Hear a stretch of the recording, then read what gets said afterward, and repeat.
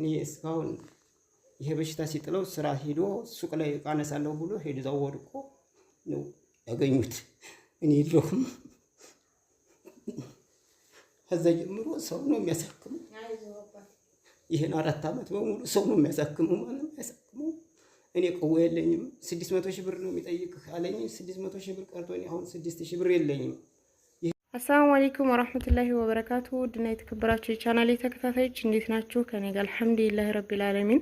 ይሄ እንግዲህ የምታዩት ወንድማችን በለጋነቱ እንግዲህ ሩጦ ሳይጠግብ በህመም ላይ ይገኛል፣ በልብ ኬዝ ማለት ነው። እና ውዶችዬ እንግዲህ የሰው ፊት ታውቃላችሁ ያስፈራል፣ ግን ምንም ማድረግ አይችሉም። ያው ስለ ልጁ እንግዲህ ያለውን ሁኔታ እነሱ ይናገራሉ። ወንድሜ እስኪ ስለ በሽታው ትንሽ ብታብራራላችሁ። እሺ፣ ታማሚ መሐመድ ማህሙድ ይባላል። እስካሁን በደሴ ጠቅላላ ሆስፒታል እና በመሰረት ጠቅላላ ሆስፒታል ሲረዳ ኑሯል። በሽታው ከጀመረው 4 ዓመት ሆኖታል እና አሁን ግዴታ በመድኃኒቶች እያራዘምን ኑረን ነበረ። አሁን ግን ወደ አዲስ አበባ ሪፈር ስለተባለ ከዛ አሁን አዲስ አበባ ጥቁር አንበሳ ሆስፒታል ወደ 3 ሚሊዮን ስለጠየቀን ይሄ ብር እኛ እስካሁን ባደረግነው እንትን አቅማችን ስላልቻለ ወደ እናንተ እርዱን ብለን ጥሪ አድርገናል። እሺ፣ አሁን ታዲያ እስከዛሬ ስንት ዓመት እንደቆየበት እና ያው ያለውን ችግር እስኪ በደንብ አብራራላችሁ። ልጁ እንደምታዩት እንግዲህ ህፃን ልጅ ነው፣ ገና ሮጦ አልጠገበም። በዚህ እድሜው እንግዲህ ከፍ እያለ ብዙ ነገር እንደጓደኞቹ መስራት የሚችል ወጣት ነው። አሁን ላይ እንግዲህ እንደምታዩት እጁም በአንድ በኩል ያለው ፓራላይዝ ሆኗል አይደለ? መስራት አይችልም። አዎ መስራት አይችልም።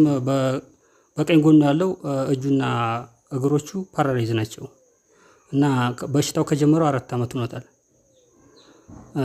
እስከ 4 ዓመት ሙሉ ያው በመድኃኒት እያራዘምን አቅማችን ስላልቻለ በዛ ምክንያት እያራዘምን ኖረን ነበር። አሁን ግን ልቡ ጠቧል፣ 1 ሴንቲም ቀርቷል፣ ግዴታ ኦፕሬሽን ያስፈልጋል ስለተባልን ቀጥታ ወደዚህ ጥሪ አድርገናል። ወደ ልመና ሌሎችም እንደዚሁ እንትን እያን ወደ እናንተ ወደ 3 ሚሊዮን አቅማችን ስላልቻለ ግዴታ ጥሪ ያደረግነው ወደዚህ ነው። አዎ እንግዲህ የሰው ፊት ይከብዳል ታውቃላችሁ። የሰው ልጅ እንግዲህ በጣም ጠባብ ሁኔታ ውስጥ ካልገባ በስተቀር መቼም ወደ ሰው ፊት አይመጣም። እና ውዶች እንግዲህ በምታዩት መልኩ በጣም የሚያሳዝን ልጅ ነው። እናሳክመው በተቻላችሁ በጣም ሁላችሁም እንተባበረው ነው የምለው። እንግዲህ እስኪ ፋዘርም አሉ አባትየው እንግዲህ ይነግሯቸዋል ያለውን ነገር ስቃያቸው እስከዛሬ ያለፉበትን ሁኔታ። እስኪ ፋዘር እስከዛሬ በጣም ደክመዋል፣ እንዴት ነው እስኪ ያለው ሁኔታ? እኔ እስካሁን ይሄ በሽታ ሲጥለው ስራ ሄዶ ሱቅ ላይ ዕቃ አነሳለሁ ብሎ ሄዶ ወድቆ ነው ያገኙት። እኔ የለሁም። ከዛ ጀምሮ ሰው ነው የሚያሳክመው። ይሄን 4 ዓመት በሙሉ ሰው ነው የሚያሳክመው፣ ማንም አያሳክመው። እኔ ቀው የለኝም። 600 ሺህ ብር ነው የሚጠይቅህ አለኝ። 600 ሺህ ብር ቀርቶኝ አሁን 6 ሺህ ብር የለኝም። ይሄንንም ሰው ነው ያሳክመው አልኩት ዶክተሩን ሲል 1,500,000 ደግሞ አለ። እየከበደ መጣልኩት። አሁን መጨረሻውን እሱ ነው ይዞት የሄደው ሐኪም ቤት 3 ሚሊዮን ይፈልጋል አለ።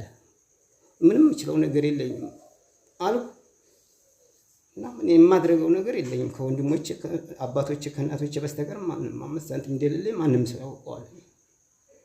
አይዞህ አባቴ ይታከማል። የኢትዮጵያ ሕዝብ ደግ ሕዝብ ነው።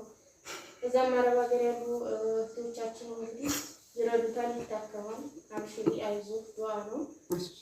እናም እንግዲህ ልጁን በምታዩት ሁኔታ አባቱን እናቱን ማገዝ ያለበት ልጅ ነበር። አሁን ግን ያው በበሽታ ምክንያት እንደምታዩት በጣም ከባድ ሁኔታ ውስጥ ነው ያለው እና ውዶች እንግዲህ የቻላችሁትን ያክል ተባበሩት። እኚህን አባታችን እንባቸውን እንበስላቸው ነው የምለው። ሌላ የምትጨምሩት ነገር ካለ ያው መጀመሪያ በምን እንደጀመረው ያለውን ነገር እስኪ የምታብራሩ ነገር ካለ። መጀመሪያ የጀመረው ምንም ባልታወቀ ነው። ወደ ስራ ሲሄድ ነው ወድቋል አሉና መንገድ ላይ እዛ ስንሄድ ወርቁ አገኘ ነው። ከዛ መናገር አይችልም ነበር በሰዓቱ። ምንም ማድረግ አምጥተን ከቤት ምንም እናደርገው ስናጣ የተወሰነ ጊዜ እንትን ብለን ወደ ደሴ ነው ቀጥታ ወሰድነው። ደሴ ስንወስደው የልብ ችግር ነው አለን። ከዛ አፉ ምናምን ምላሶቹን መናገር አይችሉም ነበር። አፉም ዙሮ ነበር። ከዛ መድኃኒት ለተወሰነ ጊዜ ሲቆይ መድኃኒት ሲያግዙት እሱ ተስተካከለ። የእጆቹና የእግሮቹ ግን ፓራላይዝ ሆኖ እንደሚቆይ ነገረን። አሁን ፓራላይዝ ነው። ምክንያቱ መጀመሪያ ላይ እንግዲህ በሐኪሞች እይታ መጀመሪያ ላይ ቶንሲል ነው መነሻው ነው የሚለን።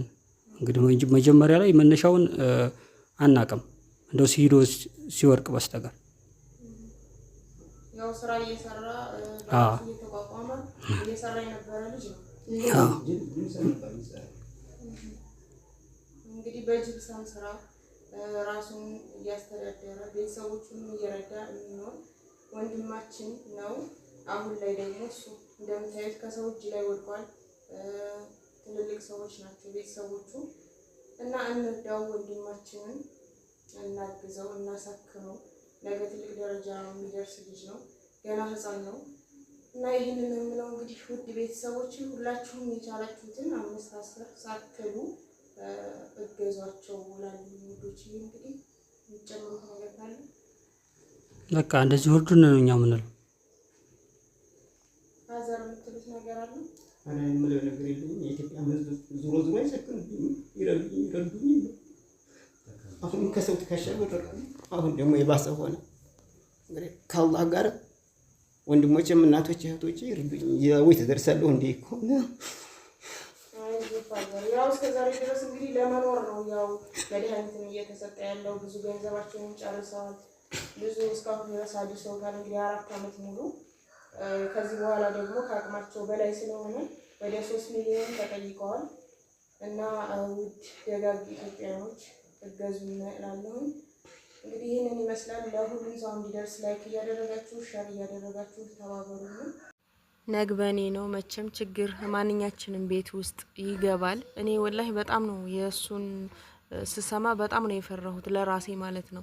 የኔ ልጄ ታውቃላችሁ ከዚህ በፊት ብዙ ጊዜ እየነገርኳችሁ ነው ቶንሲል አለበትና ይሄ ቶንሲል እንግዲህ ሳይታከም ብዙ ጊዜ ከቆየ እያደገ ሲሄድ ልጁ እንደዚህ ወደ ልብ ህመም ይዞራል ነው የተባሉት እንግዲህ በሕክምና ማለት ነው። እኔ ለልጄ ራሱ በጣም ነው የፈራሁት፣ ወላሂ ነው የምላችሁ።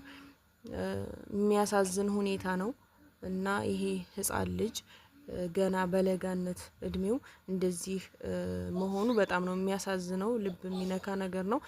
ዋለ ራሴ ነው የሚያስብለው። የአሁኑን ሰዓት ህክምና ታውቁታላችሁ። ወላሂ በባለፈውም ራሱ እኔና ሞኝ ነግራችኋለሁ ሐኪም ቤት ውስጥ ገብታችሁ ምን ያክል ብር እንደምትጨርሱ እና ሁላችንም እናውቀዋለን። መታመን በጣም ከባድ ነው።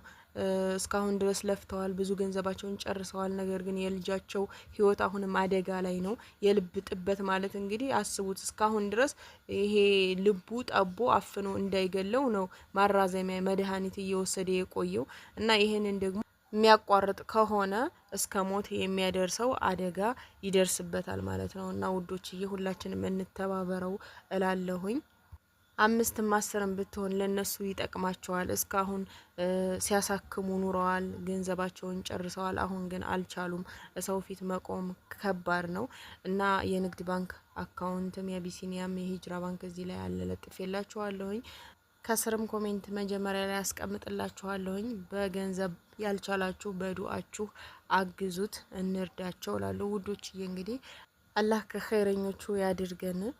እሱንም አላህ ሙሉ አፊያውን ይመልስለት። ወሰላሙ አለይኩም ወራህመቱላሂ ወበረካቱ።